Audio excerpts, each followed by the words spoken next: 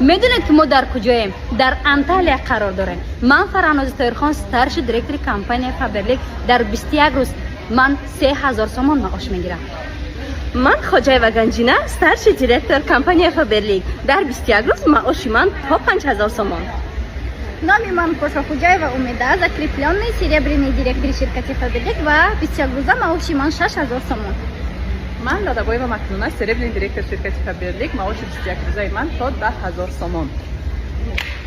من ایدیگور معاش 21 روزه من زیاده از 12000 سومان. من نیلوفر منور ستارش دیرکتور کمپانی فابرلیک معاش 21 روزه من از 4 تا 5000 سومان. من ستاره فتودین звание من ستارش دیرکتور معاش 21 روزه من 5000 سومان. میخواید که چنین معاش بگیرید؟ پس با کماندای ما همراه شوید. فابرلیک